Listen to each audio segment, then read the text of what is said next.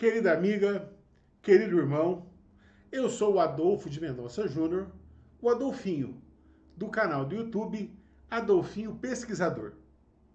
Aqui no meu canal, você vai encontrar vídeos sobre os princípios fundamentais do Espiritismo e também sobre seu aspecto científico. Não deixe de se inscrever no canal, deixe seu like e ative o sininho das notificações para você não perder nenhum conteúdo. E agora, vamos a mais um vídeo.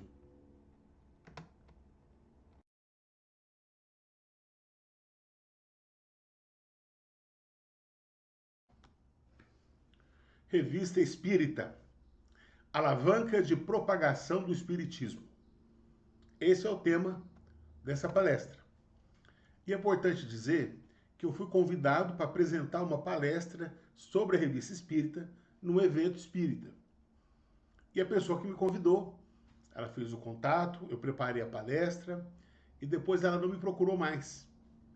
Mas não tem importância, porque afinal de contas eu ganhei. Porque eu pude fazer um estudo e que há um bom tempo eu queria fazer esse estudo, essa palestra. Então, independente de apresentar em evento ou não, eu vou apresentar aqui no meu canal. E certamente que vocês vão gostar. Eu imagino que sim, espero que sim, porque é um conteúdo muito interessante. Bom, nessa palestra vamos explorar o conceito de ciência. Vamos falar sobre método científico, né? Além de discutir os limites entre a ciência e o espiritismo. Eu não vou usar o termo ciência espírita e o espiritismo, que é uma ciência, né? Também vou abordar a revista espírita e a sua relevância na consolidação do espiritismo, né? Enquanto ciência, e também ressaltando o caráter progressista do espiritismo. Como já disse, eu espero que você goste.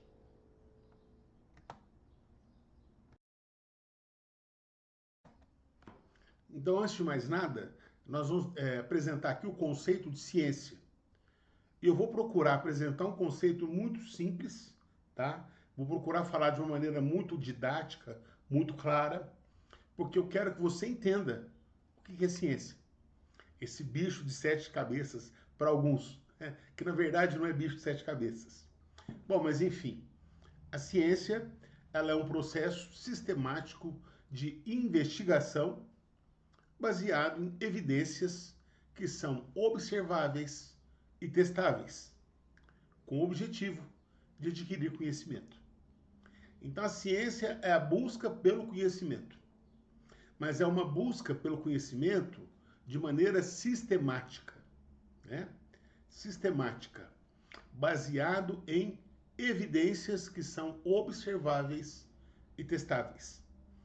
Aqui você pode observar nesse slide dois instrumentos de verificação utilizados pela ciência: o microscópio e o telescópio, que são instrumentos essenciais para verificação e observação científica.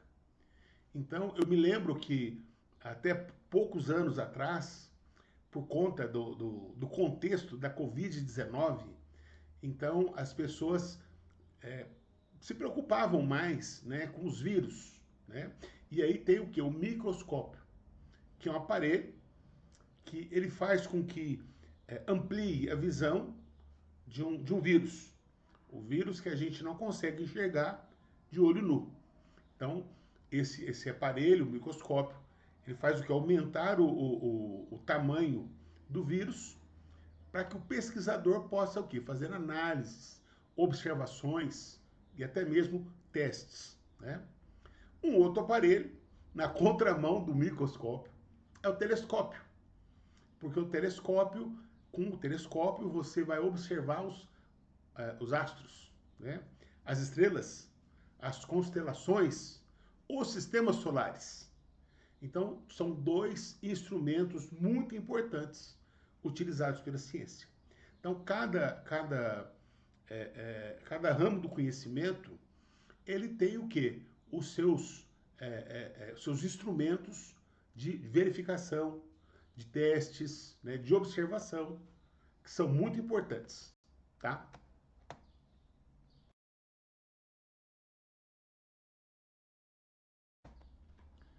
O método científico, ele é muito importante para a ciência, porque é ele que orienta as pesquisas através da identificação de um problema, da formulação de hipóteses, da coleta de dados e da divulgação de resultados, né? Então, o método científico ele é muito importante nos trabalhos, né, do pesquisador.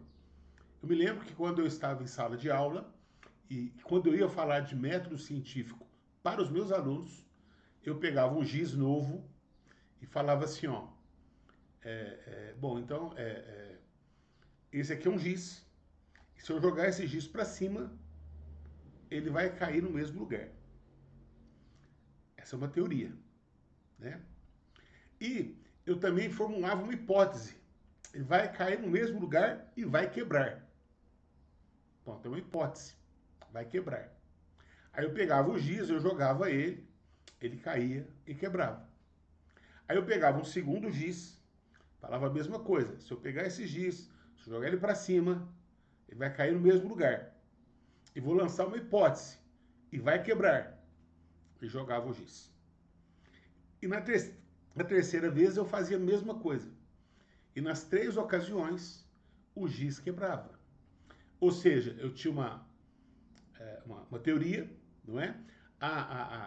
Formulei uma hipótese e, através do quê? Da pesquisa, através da verificação, comprovou-se que toda vez que eu jogava o giz para cima, ele caía e quebrava, né? Esse é o método científico. Então, o pesquisador, ele valida as suas descobertas por meio de testes, análises e controle, considerando a replicação dos estudos, que é o que eu acabei de fazer agora há pouco, com o exemplo do GIS, né? Então, e também ele verifica a coerência com outras teorias e a relevância prática. Então, isso é importante, gente, a coerência com outras teorias. Porque, num primeiro momento, a ciência ela tende a negar uma nova descoberta, né? Ela procura, num primeiro momento, manter, né, o conhecimento que se tem. Então, uma nova descoberta, num primeiro momento, ela é rejeitada pela ciência. Por isso que uma nova descoberta ela tem que ter uma coerência com outras teorias. Ah, mas ela pode não ter coerência? Até pode, né? Se tiver testes, análises e controles. Até pode. E aí vai partir para uma análise, né, dos pares.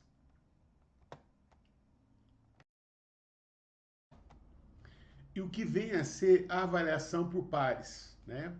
São os congressos científicos, né? Esses congressos, congressos de história, congressos de química, congresso de ciências médicas, congresso de biologia, onde reúnem os pesquisadores, os estudantes, e eles vão comunicar os seus trabalhos. É muito comum, por exemplo, uma pessoa que está fazendo que está fazendo o mestrado, né?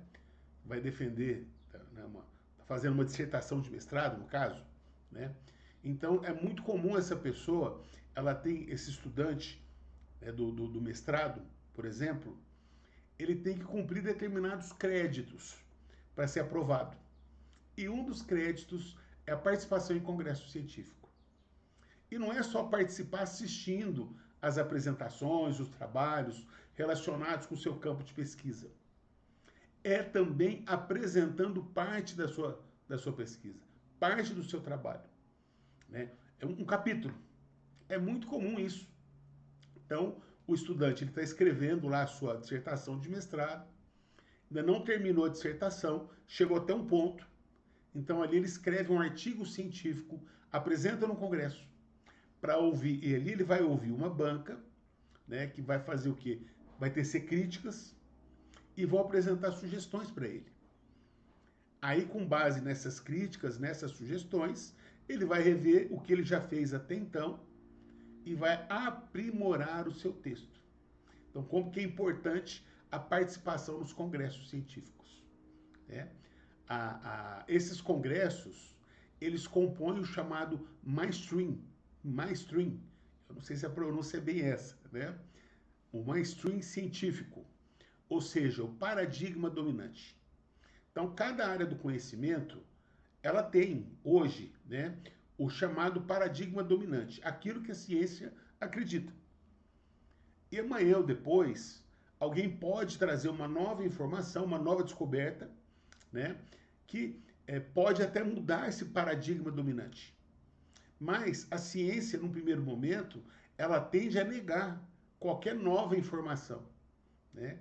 Então, um novo trabalho, para ser aceito pela comunidade científica, além do pesquisador testar, avaliar, né, replicar a sua pesquisa, ele também precisa comunicar o seu trabalho com a comunidade científica.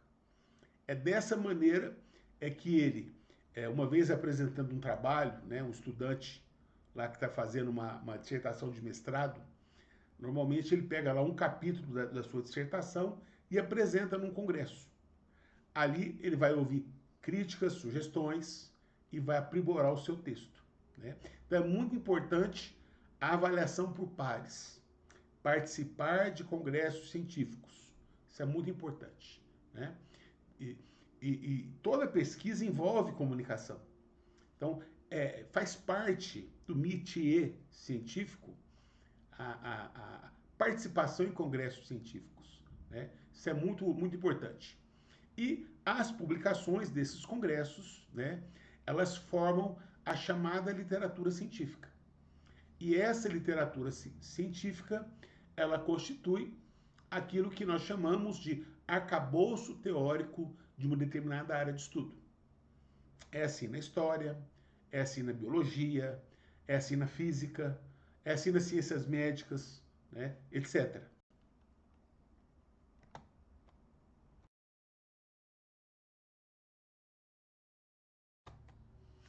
É claro que, como nós estamos gravando, eu sugiro que você volte na parte anterior que define ciência, né, para ver novamente o que é ciência.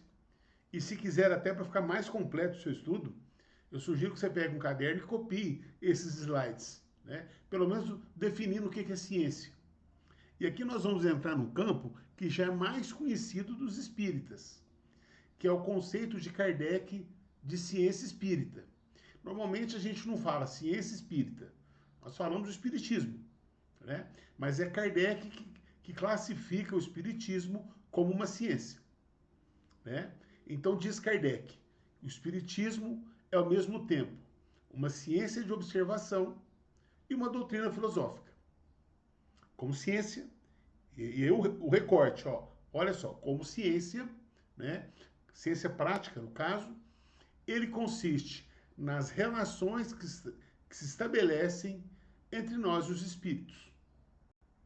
Como ciência, as relações que se estabelecem entre nós e os espíritos.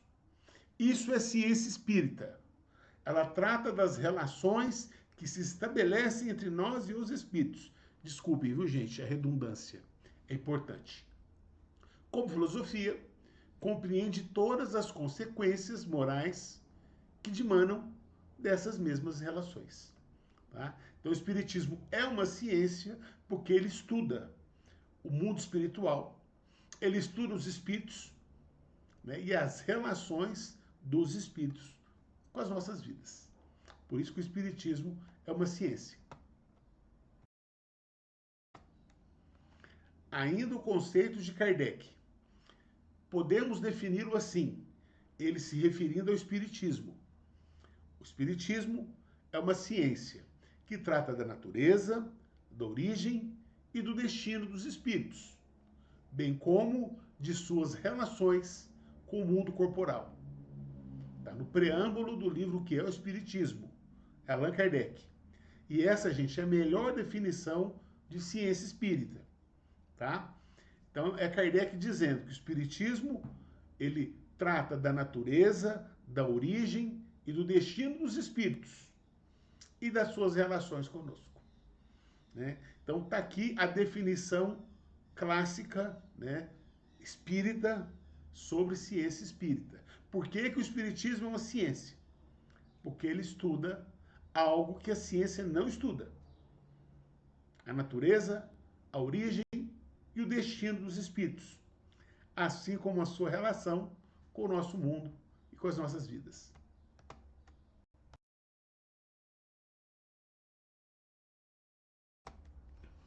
O espiritismo, ele segue um método experimental da ciência moderna, observando, comparando e analisando fatos novos que não podem ser explicados pelas leis conhecidas, que não podem ser explicados pelas leis da ciência. A partir dos efeitos, chega-se às causas e leis que que os regem, né? Sem teorias pré-concebidas. A mediunidade é o meio pelo qual o espiritismo verifica e observa os fenômenos espíritas. Bom, o que esse texto está querendo nos dizer? Está dizendo o seguinte, que o espiritismo, ele segue um método da ciência. Interessante que Kardec escreveu isso no século XIX. E o texto de Kardec é atual. Ele serve para os dias de hoje. O espiritismo segue um método da ciência, ou os métodos das várias áreas do conhecimento, dos vários ramos do conhecimento. No meu caso específico, eu sou do grupo da história oral. Então, o que é a história oral? É uma área da história em que ela trabalha com entrevistas. Então, nós trabalhamos com a história do tempo presente. É um fato histórico que aconteceu recentemente, né? No início dos anos 80, né? Ou no final dos anos 70, né? Ou mesmo nos anos 90. Então tem lá um acontecimento. Aí nós entrevistamos as pessoas que participaram daquele fato, né? Entrevistamos e a partir do conteúdo das entrevistas é que nós vamos fazer a nossa pesquisa. Nós, historiadores, né? Com o espiritismo, a mesma coisa. Então, eu faço parte de um grupo de pesquisas, do Grupo Espírita Luz e Amor, e já há alguns anos esse grupo vem estudando o vocábulo mediunidade curadora. E, eventualmente, nós fazemos entrevistas com os espíritos, evocamos espíritos e entrevistamos os espíritos. E aí, nessas entrevistas, eu utilizo a metodologia da história oral, né? Então, o espiritismo ele não inventou a roda, ele não inventou um método exclusivo do espiritismo ou uma metodologia. Não. O espiritismo segue o método da ciência. Eu estou dando um exemplo aqui da história oral, no caso das pesquisas que eu desenvolvo com o meu grupo espírita, né? E nós utilizamos de uma metodologia científica, que é a história oral, tá? Para mostrar que a frase de Kardec ela está atualíssima. E a partir do conteúdo das entrevistas com os espíritos, fazemos o quê? Observações, comparações, análises, né? Primeiro que nós fazemos a entrevista e gravamos, né? Hoje nós temos um recurso que nós gravamos em vídeo. Depois nós fazemos a transcrição do conteúdo e analisamos a transcrição do conteúdo. E seguimos fazendo a nossa pesquisa, né? Então, veja, o espiritismo ele não criou uma metodologia nova, não, ele não criou a roda. Ele segue o método da ciência, tá? E, a partir dos efeitos, ele chega às causas, né? Que tipo de efeito que ele está falando aqui? A partir do quê? Do fenômeno mediúnico, ele chega à causa. O que causou aquele fenômeno, né? Vamos pensar na mediunidade de efeito físico. O que causou aquilo, né? Uma mesa dançante, uma mesa girante. O que causou aquele fenômeno? né? Quais as leis que regem aquele fenômeno? É isso que o Espiritismo estuda, né? Sem teorias pré-concebidas. Então, e a mediunidade, por último, é o meio pelo qual o Espiritismo verifica e observa os fenômenos espíritas. Falei agora há pouco do microscópio e do telescópio, que são dois instrumentos de verificação da ciência. Aqui eu acrescento a mediunidade. Gente, a mediunidade é o instrumento, não o médium. O médium é um ser humano, ele não é instrumento. O médium é um ser humano. Mas é a mediunidade que é o instrumento que nós utilizamos para entrevistar os espíritos, para estarmos em contato com os espíritos, né? Para nos comunicarmos com eles. E através dessa comunicação, através dessa entrevista, através dessa evocação, fazer as perguntas, né? E, a partir das respostas, desenvolver a nossa pesquisa.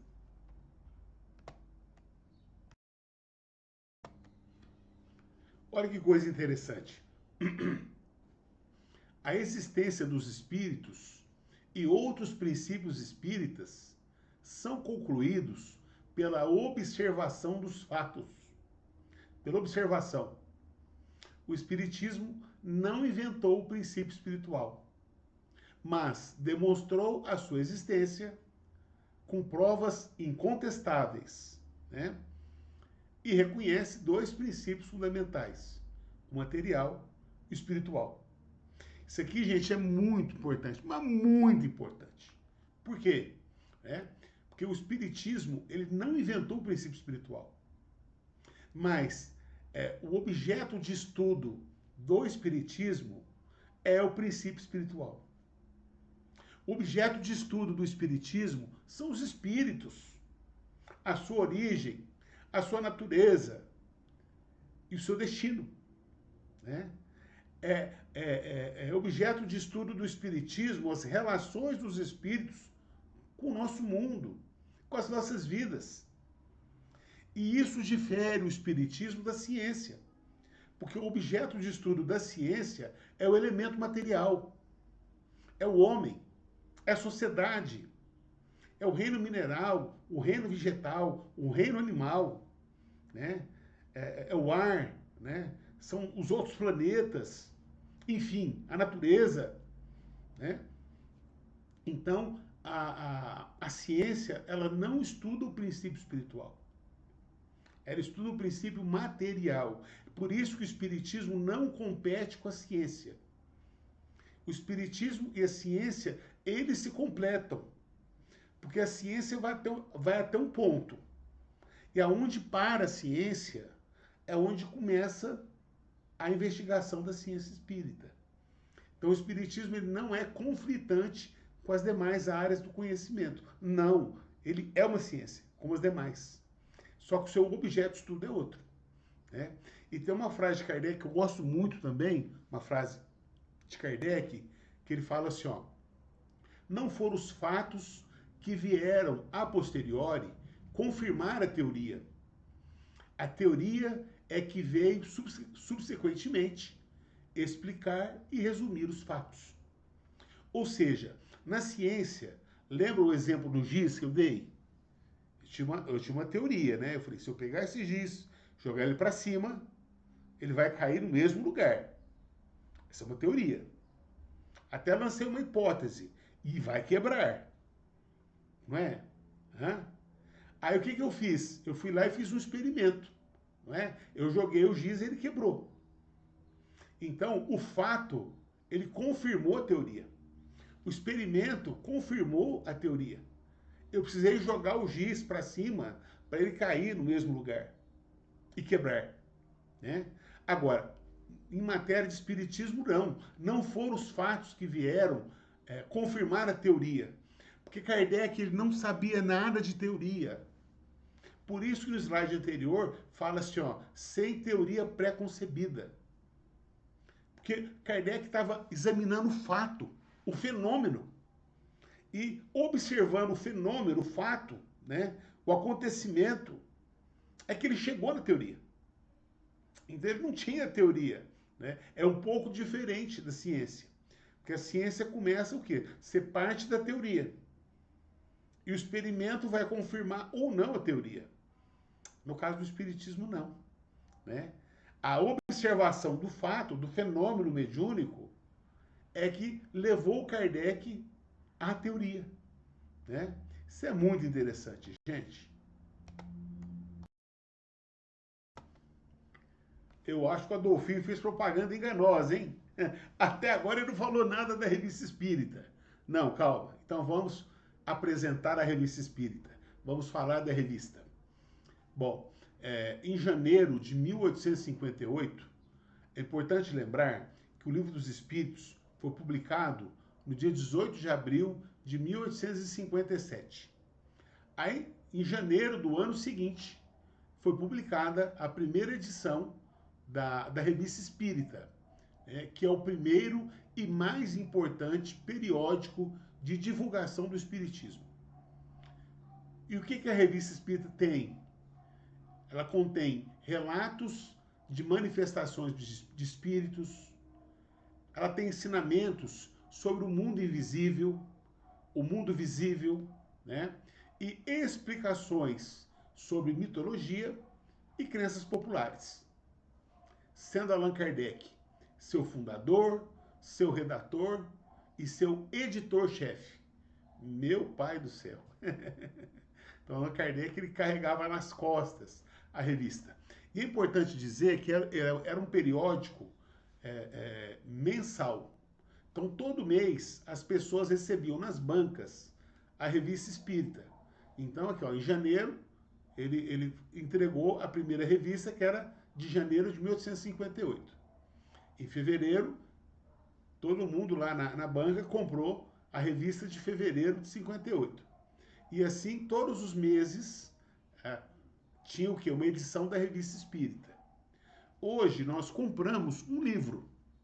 Então, do livro Revista Espírita de 1858, tem todos os artigos desde janeiro até dezembro de 58. Então, é um livro, Revista Espírita 1858. Aí tem um outro livro, Revista Espírita 1859. São 12 volumes. Então vai de 58, 59, 60, né? 61, né? E assim por diante. São 12 volumes. Quer dizer que nesses 12 volumes, Allan Kardec foi então escrevendo sobre o quê? Relatos das manifestações dos espíritos, ensinamentos sobre o nosso mundo, sobre o mundo espiritual, né? E explicações sobre mitologia e crenças populares.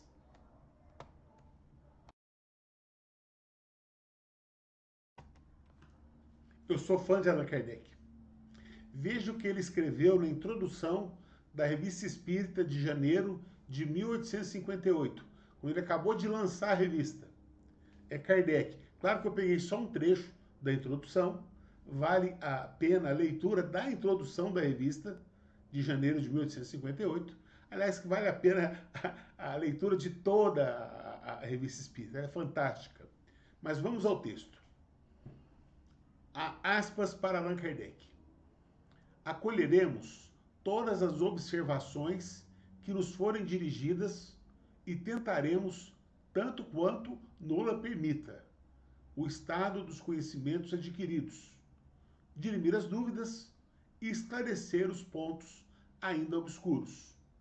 Nossa revista será, assim, uma tribuna livre, em que a discussão jamais se afastará das normas de mais estrita conveniência. Numa palavra, discutiremos, mas não disputaremos. Bom, gente, então vejam a relevância dessas palavras de Allan Kardec, né? Olha só, acolheremos todas as observações que forem dirigidas e tentaremos o quê? Dirimir as dúvidas e esclarecer os pontos obscuros. Isso aqui ele falou na introdução da primeira revista e ele cumpriu. Ou seja, ele publicou várias matérias de jornais, de revistas, cartas, né, de pessoas que falavam do fenômeno espírita, né? De pessoas que questionavam e até mesmo de adversários. Ele publicou.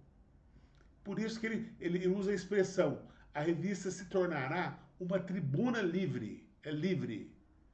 E ele teve coragem de publicar muita coisa que ele não concordava. Só que depois vem a nota de Kardec. Viu? É muito importante o que? A nota de Kardec. Então, que é o que ele fala aqui, ó. Dirimir as dúvidas e esclarecer os pontos ainda obscuros. Allan Kardec fez isso. Né? Então, de certa forma, a revista espírita, para a época de Kardec, era o quê? O chamado congresso científico. Não tinha congressos científicos, né? Mas as pessoas não vão no congresso, não apresentam um trabalho. Isso não é publicado nos anais, né? Isso não compõe a literatura científica. Então, a revista espírita compunha a literatura científica espírita da época, né? Então, Kardec foi publicando tudo relacionado com o fenômeno espírita. E depois ele discutia, ele ia tratar se o que foi publicado, se realmente era uma coisa digna de nota, se era autêntico, né? Se era produto de charlatanismo, né? Então, tudo isso ele examinava com muito critério, com muito cuidado, né? Então, ele foi criando o quê? O paradigma dominante espírita. Aonde que a gente pode falar que é o paradigma espírita? As pessoas falam assim, ó, o Pentateuco. Essa ideia de Pentateuco é coisa de judeu, hein? Quem gosta de Pentateuco é judeu. Então, na verdade, gente, as obras fundamentais do Espiritismo não são só aquelas 5. O Livro dos Espíritos, né? o Evangelho segundo o Espiritismo, o Livro dos Médiuns, o Céu e Inferno e a Gênese. Não são só esses 5 livros. É toda a obra de Allan Kardec, inclusive a Revista Espírita. Por que inclusive a revista? Porque lá, mesmo nesses artigos, a gente sempre vai encontrar Allan Kardec fazendo uma análise crítica. Então, não ficou, assim, na obra ou na revista, não ficou um conteúdo discrepante. Não. O que não era discrepante está lá. E depois a gente vai ver Kardec comentando. É fantástica a revista, né? Então, ela foi o quê? Uma produção científica, né? Nos moldes da ciência, né? Então, em termos de literatura científica espírita, é importantíssimo o estudo da revista espírita. O espírita que não lê a revista espírita, ele não compreende a doutrina na sua grandeza, né? Eu falo isso porque eu fui estudar a revista espírita só depois de mais velho. Durante muitos anos da minha vida, eu só estudava o chamado Pentateuco, né? Porque eu era muito conservador. Mas quando eu comecei a estudar a revista, foi paixão a primeira leitura. É fundamental. Não é nem a sua leitura, viu, gente? É o seu estudo. Porque é uma obra fantástica. Fantástica.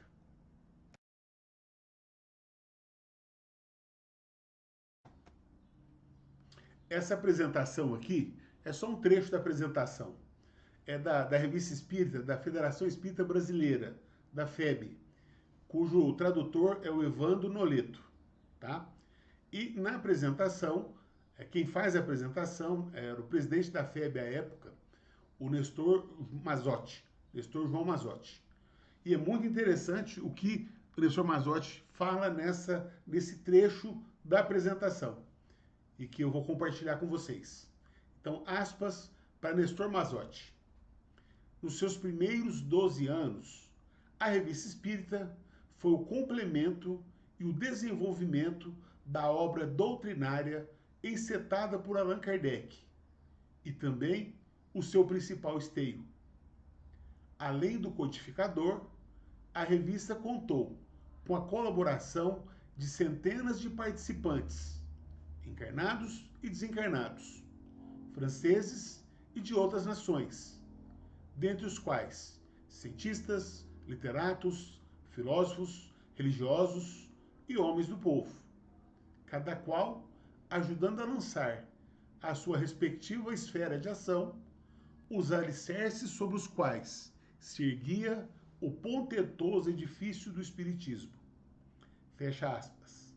Então veja que o Nestor Mazotti, ele fala assim, que foram 12 anos, né, até o desencarne de Kardec, né, contando a partir de 58, e a revista, então, ela foi o quê? O complemento e desenvolvimento da ciência espírita. E desenvolvimento da ciência espírita. Tem alguns capítulos de alguns livros, por exemplo, o Livro dos Médiuns. Você vai ver lá o texto, primeiro na Revista Espírita. Um ano antes da publicação do Livro dos Médiuns, 2 anos antes. Então Kardec publicou o texto primeiro, para sondar a opinião dos homens, dos espíritos, né?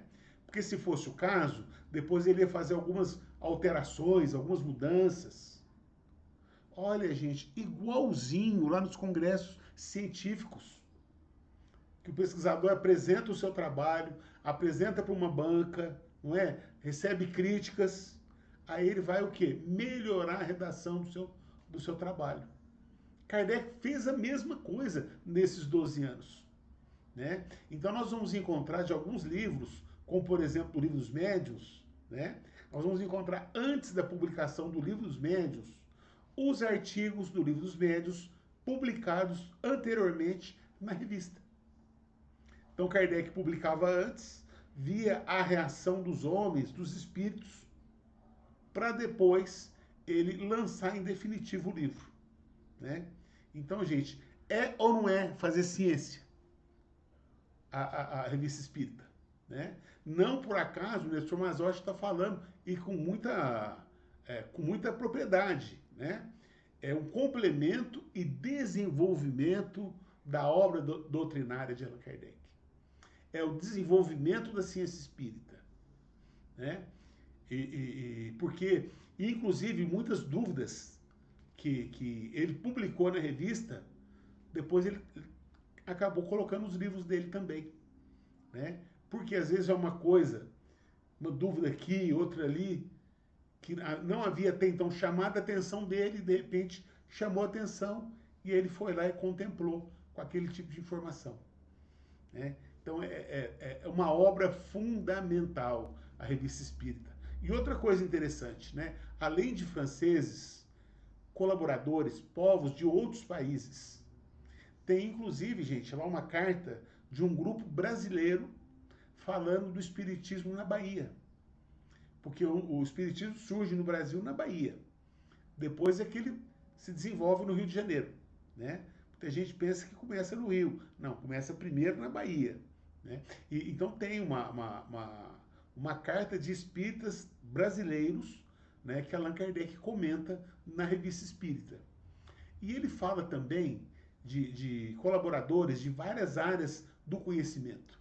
Então ele fala que tem contribuições de cientistas, de literatos, de filósofos, de religiosos e até mesmo de homens do povo.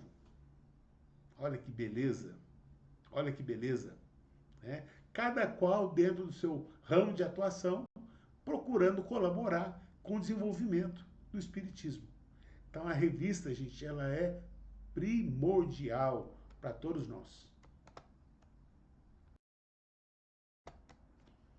E conforme o que eu disse agora há pouco, a revista foi criada servindo como uma espécie de mainstream do espiritismo, né?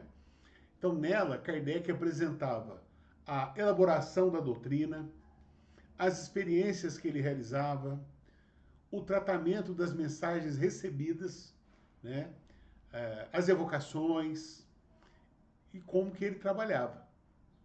A revista também relata as reuniões que Kardec participava, tanto em Paris como em outros lugares, e as viagens que ele fez para a divulgação do Espiritismo. Então, a revista serviu como uma espécie de mainstream, porque ela foi fazendo com que Kardec, né, fosse chegando que aos princípios fundamentais do Espiritismo, a partir do trabalho com a revista. Né? E ele também foi o quê? Produzindo um material, né, artigos que compõem o arcabouço do Espiritismo.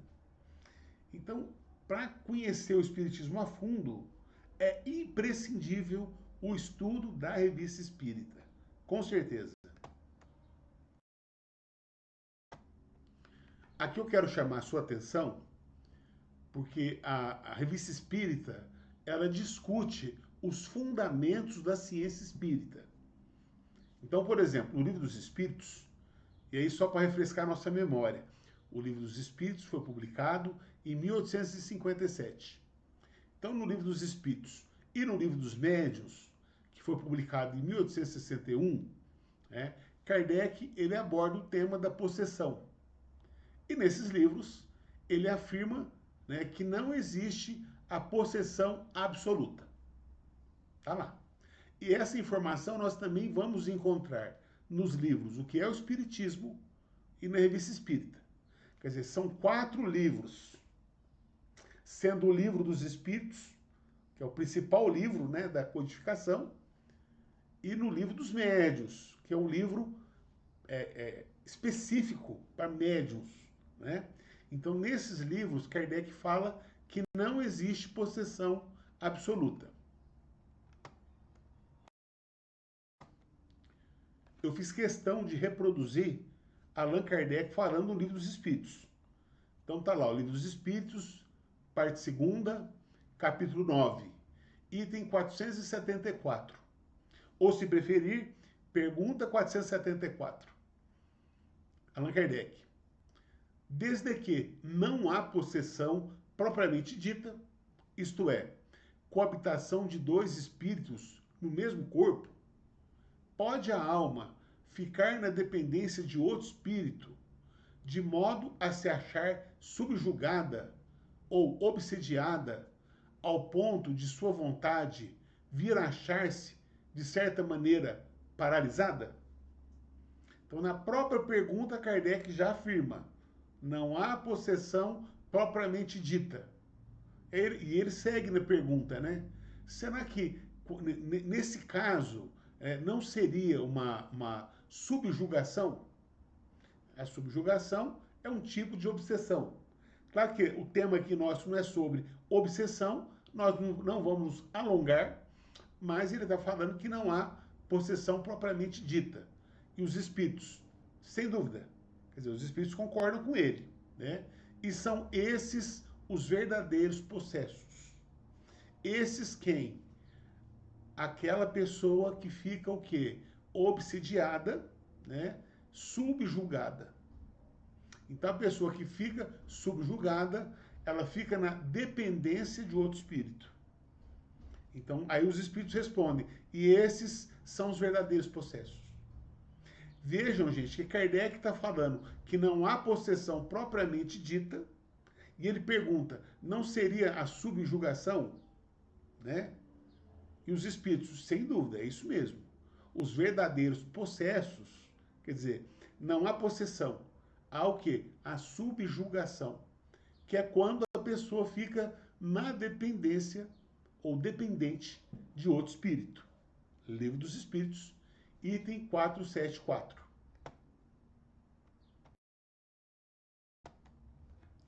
Bom, gente, como está sendo gravado, eu estou muito à vontade para não ficar lendo toda a fonte, porque depois é só você pausar, copia direitinho e vai lá no Livro dos Médiuns. Aqui eu também trouxe o Livro dos Médiuns, tá? Livro dos Médiuns, 2ª parte, capítulo 23, item 241. Olha o que Kardec fala no Livro dos Médiuns. Abre aspas. E claro que eu peguei só o trecho que nos interessa, né? Para o slide não ficar muito grande e também para a letra não ficar pequenininha. Bom, a possessão seria para nós sinônimo de subjugação. A palavra subjugação exprime perfeitamente a ideia. Assim, para nós, não há possessos no sentido vulgar do termo.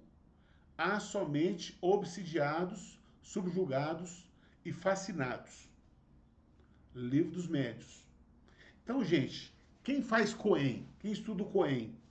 A gente fala Cohen, né? Mas quem estuda mediunidade e estuda só o Livro dos Médiuns, leva essa informação. É perigoso ter médium, perigoso não, acredito que tem médium que vai assistir essa palestra e vai falar assim, mas eu aprendi desse jeito. Realmente não há possessão, né? Então, o que que há? Os possessos, né, são, na verdade, o quê? Subjugados, né? Obsidiados, subjugados e fascinados, né? Porque, ó, possessão é sinônimo de subjugação. Então, não existe possessão absoluta, o que existe é subjugação, que é um tipo de obsessão. Tá aí, ó, Livro dos Médiuns. Então, quem estuda mediunidade e usa só o Livro dos Médiuns, vai estudar essa informação, tá?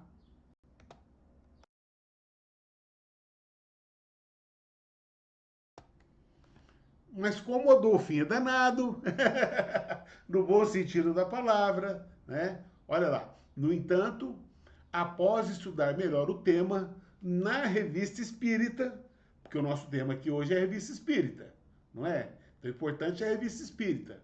Após estudar melhor o tema possessão na Revista Espírita, especialmente nos artigos sobre os possessos de Morzine, Revista Espírita de dezembro de 62, janeiro de 63, fevereiro de 63, abril de 63, maio de 63, agosto de 64. São 6 artigos. E o caso da senhorita Júlia, dezembro de 63 e janeiro de 64. Kardec revisa os seus conceitos. E no livro A Gênese, em 1868, aqui o último artigo dos processos de Morzine foi publicado em agosto de 64. E o último artigo do caso da senhorita Júlia, ele foi publicado, cadê? Parará, em janeiro de 64. Quer dizer que em 64 ele pesquisou o tema possessão. E em 68 ele trata do assunto no livro A Gênese, aonde ele conclui que a possessão existe, ainda que temporariamente, mas ele chegou a essa conclusão, né? E aí, gente, aqui ele demonstra por que o Espiritismo é uma ciência progressista. Primeiro porque ele é uma ciência, e toda ciência é progressista, porque ela acompanha o progresso.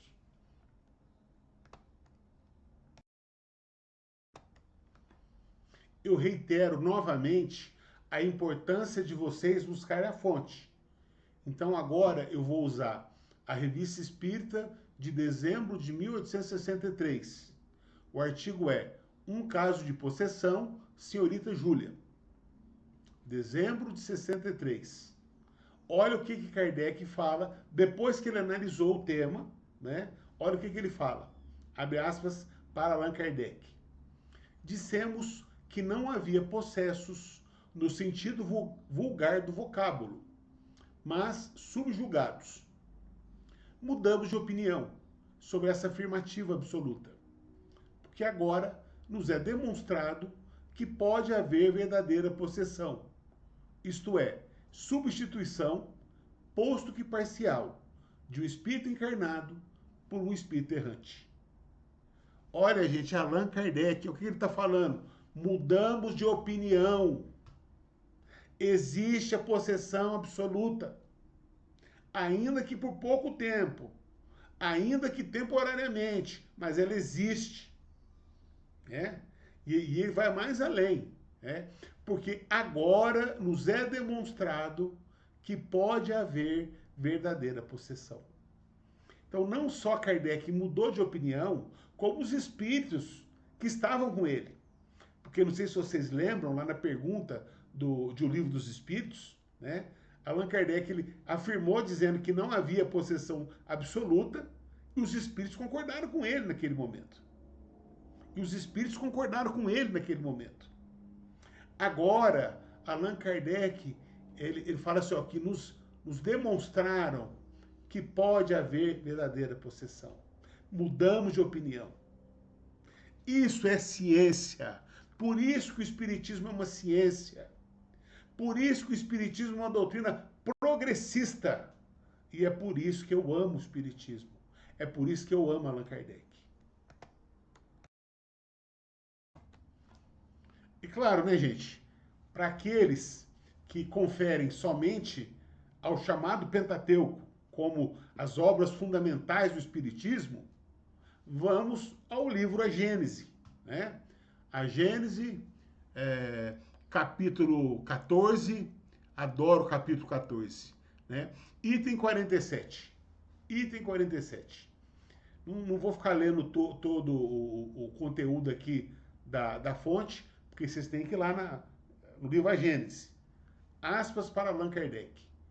A possessão, consequentemente, é sempre temporária e intermitente, porque um espírito desencarnado não pode tomar definitivamente o lugar de um encarnado, pela razão de que a união molecular do perispírito e do corpo só se pode operar no momento da concepção. Pronto, gente, acabou. Acabou. Então, a gente não pode estudar mediunidade só no livro dos médiuns. Porque ó, aqui está, Allan Kardec, ele não teve tempo de fazer uma nova edição do Livro dos Espíritos e uma nova edição do Livro dos Médiuns, ajustando isso aqui, né? Ele não teve esse tempo, mas ele fez isso aqui no livro A Gênese. Olha lá, ó. A possessão, consequentemente, é sempre temporária e intermitente.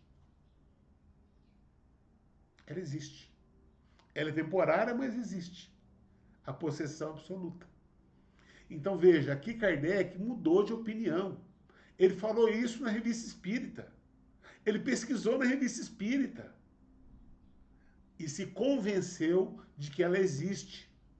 Tanto se convenceu que está aqui, ó, no livro A Gênese. Tá? Então esse é o caráter científico do Espiritismo. E essa é a importância da Revista Espírita. Foi estudando na revista que ele publicou os artigos dos processos de Morzine, da senhorita Júlia, e se convenceu de que existe possessão absoluta, ainda que por pouco tempo, né? Então esse é o caráter científico do Espiritismo. É por isso que o Espiritismo é uma ciência. Mas Kardec não mudou da noite para o dia. Não mudou de uma hora para outra, né? Até ele se convencer, foram anos. Mas ele foi convencido. E a partir do momento que, observando, analisando, ele foi lá e mudou, sem problema algum, né? Então, olhem a importância da Revista Espírita com relação aos princípios fundamentais da doutrina, nesse ponto específico, com relação à possessão, né? Bom, agora eu vou falar do não de Allan Kardec. E antes de falar do não de Kardec, propriamente dito, eu tenho que dar crédito ao pesquisador Alexandre Fontes da Fonseca, que é meu amigo, é o editor do Jornal de Estudos Espíritas. Ele escreveu um artigo para o Jornal de Estudos Espíritas, está disponível na internet, o artigo dele, Os Três Nãos de Kardec e o Zelo pela Doutrina Espírita. Também está disponível Os Três Nãos de Kardec em forma de palestra, né? Então você vai encontrar no YouTube, ele fez essa palestra mais de uma vez, Os Três Nãos de Kardec, Alexandre Fontes da Fonseca. Então o crédito é para o Alexandre. Então o Alexandre fez uma palestra, né? E eu peguei uma parte dessa palestra, peguei um grão dele, na palestra ele fala em 3 nãos, eu peguei só um não de Kardec e vou apresentar aqui para vocês. Bom, Adolfinho, do que você está falando? Que bicho que é esse? Vamos lá. Primeiro que isso aqui é um texto publicado no Evangelho segundo o Espiritismo, no capítulo 13, é o item 12, a beneficência. Esse artigo é assinado pelo Espírito São Vicente de Paulo. Eu vou fazer a leitura desse trecho. Homens fortes, amai-vos. Homens fracos, fazei da vossa brandura, da vossa fé, as vossas armas. Sede mais persuasivos, mais constantes na propagação da vossa nova doutrina. Homens de bem, de boa e firme vontade, uni-vos para continuar amplamente a obra de propagação da caridade. Sede unidos, amai-vos uns aos outros, segundo os preceitos do Cristo.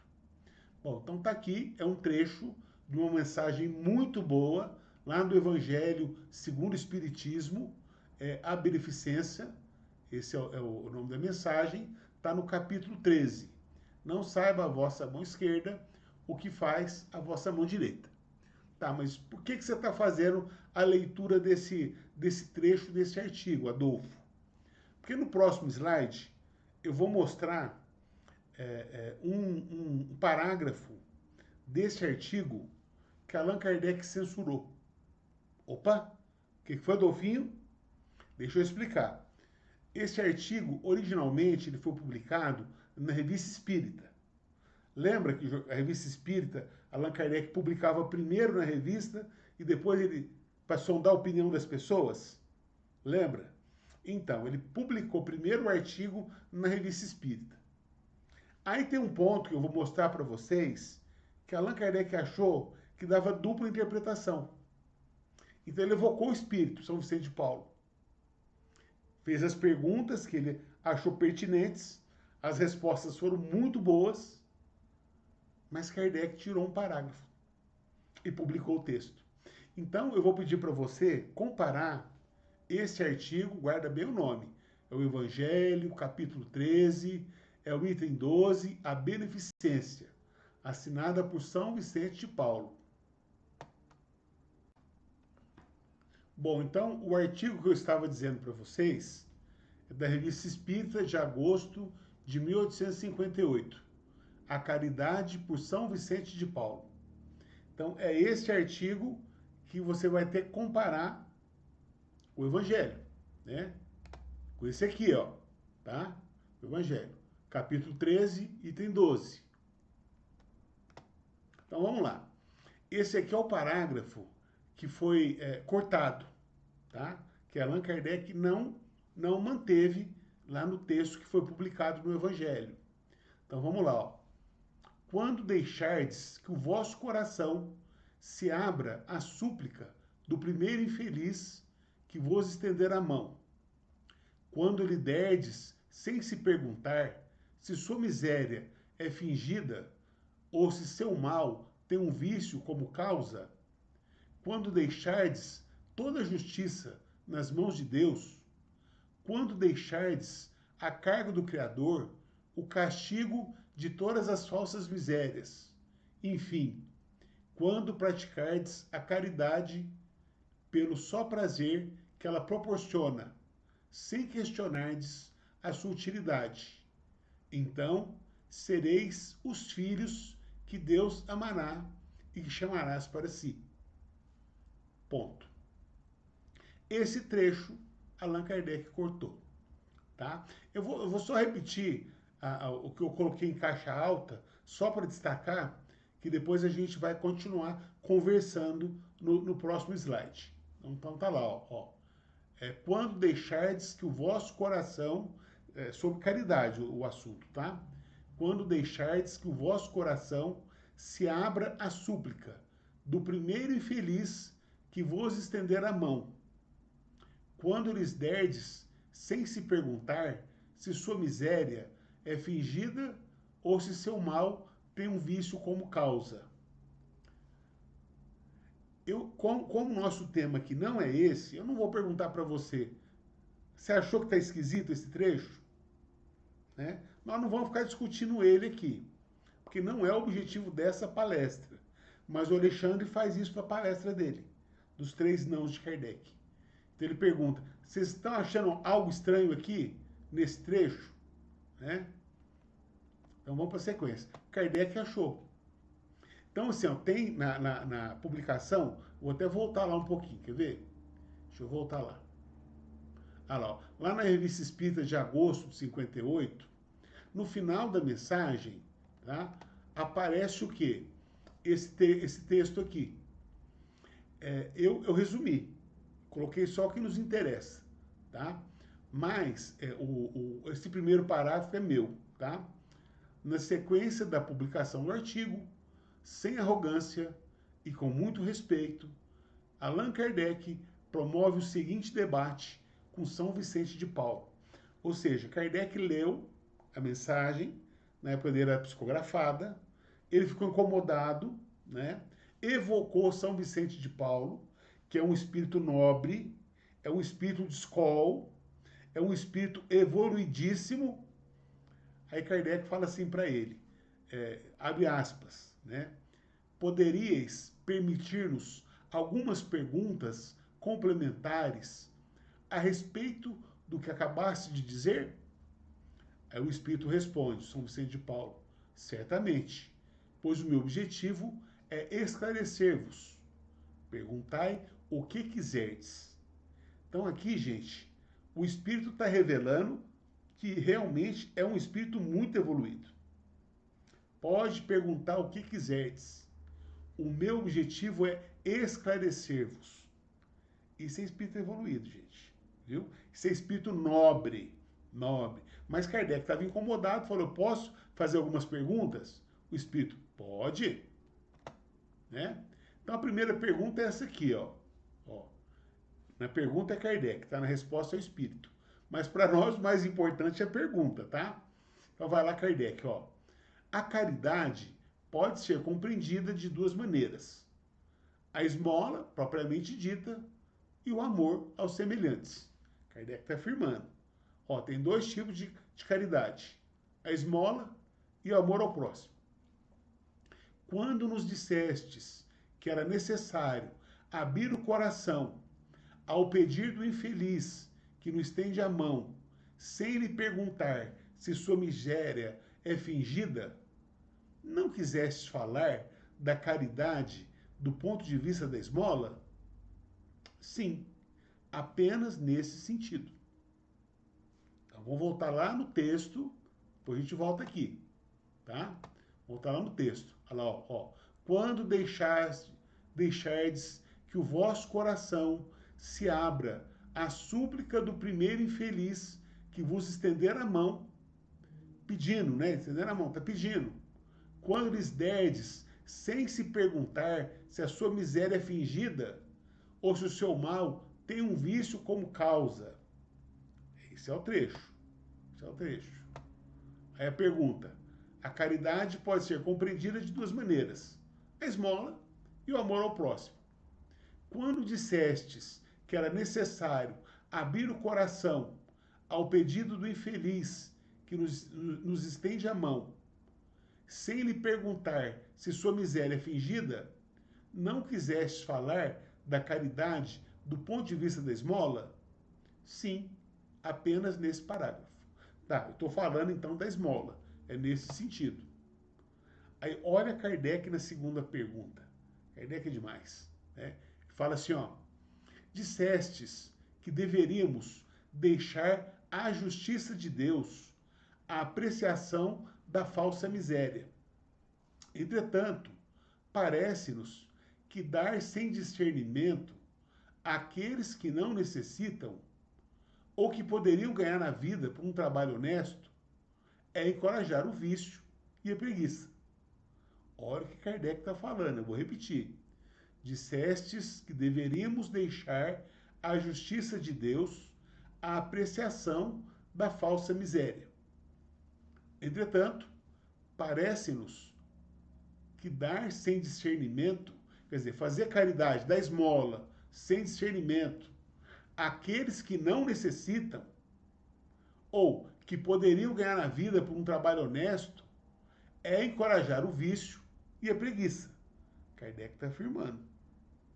Se os preguiçosos achassem facilmente aberta a bolsa alheia multiplicar-se-iam ao infinito, em prejuízo dos verdadeiramente necessitados. Então, aqui Allan Kardec está fazendo uma crítica. Ele está dizendo que a gente tem que dar esmola, sim, mas para quem precisa, né? Para quem necessita. Agora, para aquele que não necessita, ou para aquele que pode ganhar a vida trabalhando, a gente vai estar encorajando o quê? O vício e a preguiça, né? Em prejuízo daqueles que realmente são necessitados. Aí o Espírito responde: podeis identificar os que podem trabalhar, e então a caridade vos obriga a tudo fazer para lhes proporcionar trabalho. Entretanto, também há pobres mentirosos, que sabem muito bem simular misérias que não padecem. Esses é que devem ser deixados à justiça de Deus. Bom, a resposta do Espírito é muito boa, é satisfatória. O Espírito resolveu o problema, mas Kardec, ainda assim, ele ficou incomodado, né? Kardec, ainda assim, ele preferiu o quê? Cortar o parágrafo. Então, esse parágrafo não aparece no texto do Evangelho segundo o Espiritismo. Em outras palavras, o Espírito, São Vicente de Paulo, deixou uma mensagem, né, sobre caridade. Kardec pegou esse parágrafo e falou assim, ó, isso aqui dá uma dupla interpretação. O que ele faz no Evangelho? Ele corta esse parágrafo. Ele não publica esse parágrafo, né? Não publica. Por quê? Porque para Kardec, fazer esmola àqueles que não necessitam ou que podem ganhar a vida com um trabalho honesto, dar esmola para esses, é encorajar o vício e a preguiça. Então Kardec achou melhor e não publicou esse parágrafo. Isso, gente, é para mostrar para vocês que Allan Kardec, ele não foi secretário dos Espíritos. Ele até fala isso na introdução do Livro dos Espíritos. Ele se apresenta como secretário dos Espíritos, mas ele não é secretário dos Espíritos. Né? Ele é o fundador da doutrina espírita. Ele é o responsável pela teoria espírita. E o Espírito da Verdade, quando ele encontrava alguma coisa no texto de Kardec, que o Espírito da Verdade achava que precisava de revisão, ele falava assim, ó, releia novamente tal artigo, parágrafo tal. O Espírito da Verdade só falava isso. Aí Kardec relia, refletia, e ia lá e mudava o texto. Ou não, ou não. Então, a responsabilidade pela redação da teoria espírita é de Allan Kardec. E aqui nós estamos vendo o trabalho dele na Revista Espírita. Um espírito de escola deixou uma mensagem, não é qualquer um, porque se fosse um Adolfo da vida era muito fácil, mas não é o caso, não era um Adolfo da vida, era São Vicente de Paulo. Kardec ficou incomodado, questionou o espírito respondeu a pergunta, e muito boa a resposta do espírito, diga-se de passagem, mas Kardec não ficou convencido. O que ele fez? Ele não publicou aquele parágrafo. Isso é para mostrar que Kardec não era só secretário dos Espíritos. E olha o trabalho dele na Revista Espírita. Porque a gente pega o Evangelho, tá lindo e maravilhoso. Mas a gente não vê esses detalhes, né? Então isso é muito importante. Allan Kardec, ele publicava os seus trabalhos na Revista Espírita. Até mesmo capítulos de livros que ele ia publicar. Ele antecipava e publicava antes na revista, dando a ela o caráter, o status científico, né?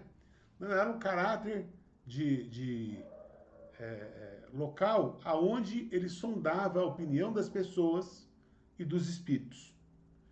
Eu vou fazer aqui propaganda agora do Jornal de Estudos Espíritas, um periódico espírita gratuito, tá lá na internet.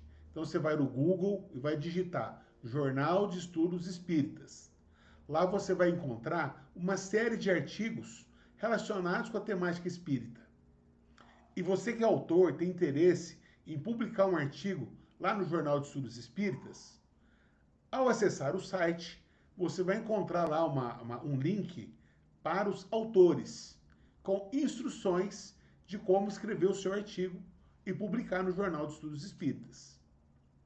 Para você que é médium, que recebeu um livro, você não precisa de pronto publicar o livro. Publique um artigo, ou melhor, um capítulo do livro no Jornal de Estudos Espíritas, para sondar a opinião das pessoas, dos espíritos. Aí depois você publica o livro. Porque se tiver algum erro doutrinário no livro que você acabou de receber mediunicamente, e se você publicar o livro, aí você publicou o livro. Agora, se você publicar primeiro no Jornal de Estudos Espíritas, você vai receber críticas, vai ter pessoas que vão estar avaliando o seu trabalho, e você vai poder repensar o seu trabalho, vai poder, inclusive, questionar o espírito acerca de um ponto ou outro. Vai melhorar a qualidade do seu trabalho. Isso é fazer ciência.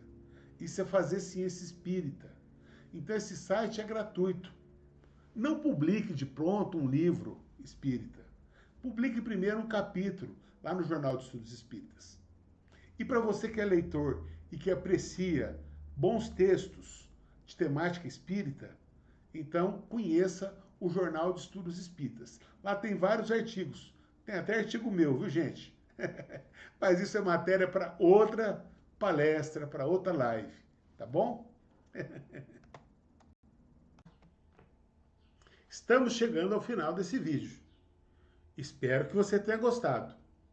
Se gostou, se inscreva no canal, deixe o seu like, ative o sininho para receber as notificações.